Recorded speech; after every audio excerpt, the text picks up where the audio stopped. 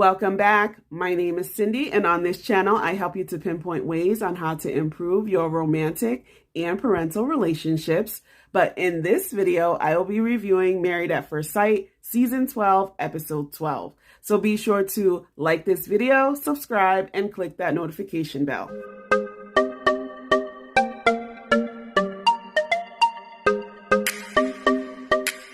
So before I get started, I wanted to just say thank you to all of my subscribers. I really appreciate your support. Please continue to watch my videos, share my videos with friends and family. Without further ado, let's jump right in.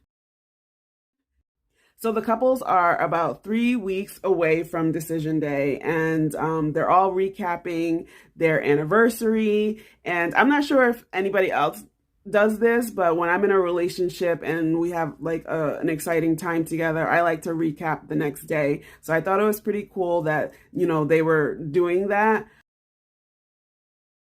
We're going to get started with Vincent and Brianna. They were at the beginning of the episode. They were in bed chit-chatting about their anniversary. Vincent was telling Brianna how he had put in a lot of thought, and he was jokingly asking her, when is she going to take him out on a date? And it was like, when she tried, you got all upset with the dancing, but he started to tell her different places he wanted to go, like Disney World and LA. And she was like, do you want to take a trip or do you want to go on a date? And so he started to give her like a long list of places that they can go on dates, like the cigar lounge, go-karting, a massage, sports events, the zoo, zip lining, snowboarding. Like he just kept going on and on. And she was like, well, I was thinking more along the lines of dinner and a movie. No. And so he said something about how she is his sugar mama. And I thought that was interesting because they don't really talk about finances, so we're not really sure where they are with their finances. I'm assuming that Bree makes more money than him, and he's still, trying to get to where he wants to be financially in his business. They go on a bike ride. Vincent was saying how he's passionate about having a healthy lifestyle, and he was excited that Bree was supportive in that. And it was a cute date. I can't remember which one of them won, but I do remember Bree was doing the push-ups because the bet was if Vincent won, he would have to wash dishes for a week. And if she won, that she would have to do push-ups. So she started to do the push-ups, but she didn't really finish them. And, they were laughing and joking. And things were pretty light with them this episode. There was no issues. They actually went on a double date with Haley and Jake, and they were pretty much giving them the advice to work on their communication. It's looking like things are going pretty well with Brianna and Vincent. So next, let's talk about Haley and Jake. As I was saying, they went on a double date with Vincent and Brianna. They went to a pumpkin patch, and the girls went off and had a little chat, and the guys did the same. Brianna was pretty much being supportive and trying to help Haley understand that she needs to communicate her feelings to Jake. And Vincent was kind of doing the same thing, letting him know that he should, communicate with her. Haley and Jake also, during the episode, went on a go-kart date. It was interesting because Haley is extremely competitive. She was saying how her and her family, I guess, do go-kart racing once every year. So she would have been devastated if she lost. And it was almost like she was more excited that they were on the go-kart race, not necessarily excited to be around Jake and spend time with him. She said something about how he blew up last episode. I don't think that what he was saying was a blow up. I think it was definitely a build up, but I wouldn't say that he blew up on her. And I mean, it's clear that Haley doesn't want to work on any unresolved issues. She's just trying to have fun and not really dealing with being in the marriage. So she's just trying to get through the process by going out on dates and kind of like being in a space where they're just kind of having fun and they're not discussing anything serious. Jake is trying to just, go along with her. And they also cooked together. And of course, Jake had his steak. I think Haley had some salmon and some vegetables. Haley was expressing to Brianna that she felt like she was doing more so of the talking, like he is always giving her one-word answers. But I really feel like he doesn't really know what to say. Like, he tries to joke. She doesn't really like his jokes. They have a really hard time communicating. It's pretty much over with them. Next, we'll talk about Paige and Chris. They actually were not together in any of the scenes this episode. Her brother came over to visit. It was like, finally, her family shows up. So I was excited that, her brother came. He also showed up with his wife. And Paige was opening up to them and letting them know that she felt like she had lost herself in the process and that she didn't want to have a failed marriage. And it's time for her to regain her sense of purpose. And her brother was very encouraging, letting her know that, she will continue to elevate. And it was really nice to see that interaction. I wish her family was shown more throughout the season. Paige met up with Bree and Virginia, and they started to have a deep conversation around mental health. And Paige actually mentioned that she has 2 therapists. And I'm like, girl, were you attending any sessions while you were dealing with Chris? I'm not sure how she had 2 therapists and she was here trying to collect crumbs from Chris. I don't get it. It was weird. Virginia talked about her anxiety. Bree had talked about how she went to therapy once right before the wedding.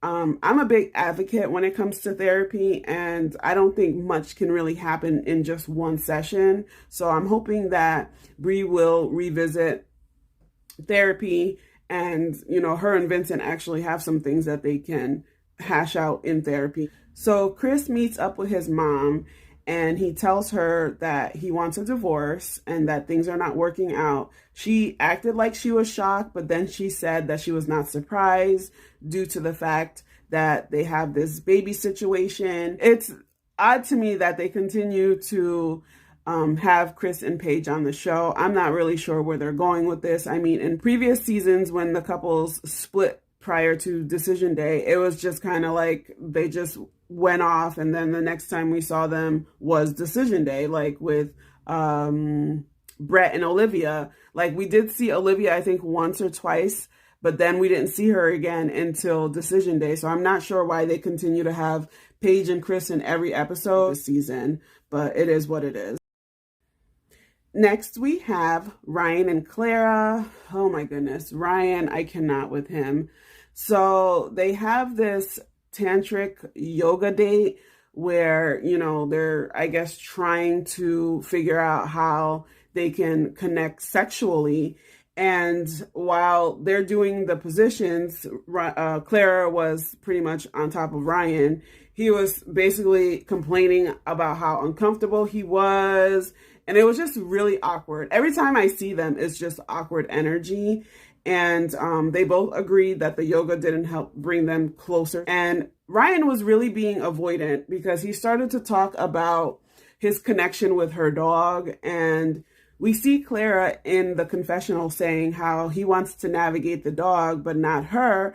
But I'm just not understanding why Clara is not being open and honest with Ryan. It's almost like she's afraid to really express herself because she's just going along with whatever he's saying. And it's really awkward to me. So she went away for a couple of days and Ryan went and met up with a dog trainer to get to know her dog better. And Ryan had met up with the guys and he was saying how he feels like he is an incredible husband and that he has sound advice to give the other husbands. And I almost fell off the couch. I was like, Ryan, incredible husband where? Like, you and your wife are not even intimate. You're being shady, because I really feel like Ryan is purposely withholding sex from Clara to be in control, and it's kind of like he's laughing in her face, like, we're on my timeline, we'll get to do things on my terms, and I don't really like that. So I'm not sure where he got the idea that he's an incredible husband, because him and Clara are awkward. They don't have any really meaningful conversations. they started to talk about trust. Well, Ryan was talking about trust, and Clara was on her phone like, here we go again with another speech. So this couple is just really weird to me. And, you know, in the beginning, I was hoping that their differences would help them. But Clara is not the girl that we met in the beginning. Clara is not being herself, and she has really shut down, and she's going along to get along with Ryan, and I'm not sure why she's doing that, but she was venting to the girls about, you know, her sexual frustration, and I'm just thinking, Clara, why aren't you saying this to Ryan? Like, what is the problem? What is the issue? Why aren't you expressing these feelings to Ryan? And it's a little unfair to him if she's not going to tell him how she's really feeling. He can't read her mind, but at the same time, he does have an idea that she is sexually frustrated. And I feel like he's kind of like dangling that in front of her because she keeps saying how they do everything else besides the actual penetration. So I'm not really sure what is happening, but they are a hot mess. Last but not least, we got Erik and Virginia. So Erik is really showing his true colors. He is coming across like a complete psycho. He keeps trying to pretend like they're in a good space when they're really not.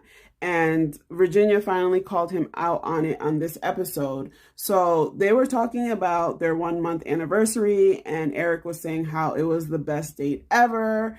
And he wants a successful marriage, and he feels that they're, you know, building a solid foundation. And I'm like, what solid foundation? You guys do not agree on anything, like anything, not even the dog. Erik starts to complain about the relationship Virginia has with her dog, Rocky.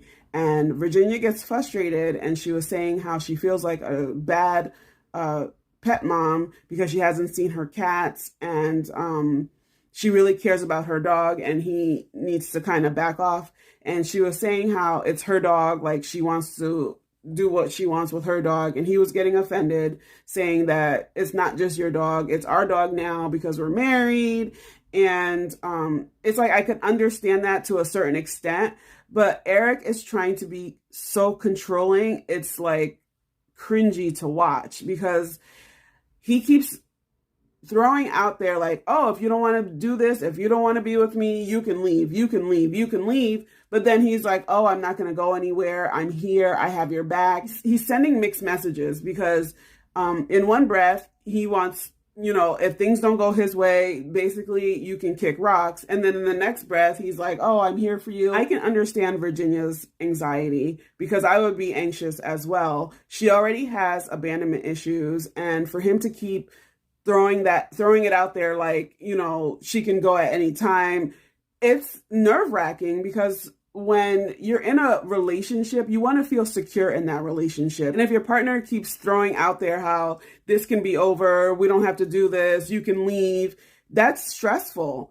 And so they continue to have these arguments throughout the episode. So they do this flashback, and Virginia was saying how every time Erik drinks, he gets mad at her. And we see that he's basically cussing her out, cussing out the production people. It's like, Erik, what is the problem? I don't understand. Why are you so explosive? I really feel like he is verbally abusive. He's trying to control Virginia. He'll say things and then try to take it back. Like, oh, well, I didn't really mean that. This is what I really want. And it's a very abusive way of communicating with someone, especially your spouse. So Virginia, she was looking very terrified this episode. And Erik said something about how he wants to be able to show Virginia that he's a great father figure by taking care of the dog. He's not even patient with the dog. Like, he's always downplaying his behavior, and that's really frustrating. I'm not sure what they're going to do, but they really don't need to be together because at this point, their marriage has become toxic, and it's unfortunate because they keep saying that they love each other, but they're not interacting in a healthy way. Erik is controlling and is trying to make sure he has her under lock and key. She wants to be free and do whatever she wants. They're not on the same page at all. So we'll have to just see what happens. That's pretty much it for this episode. Comment below and let me know your thoughts. Let's have a discussion. Share this video. And don't forget to subscribe. I will see you in my next video. Bye for now.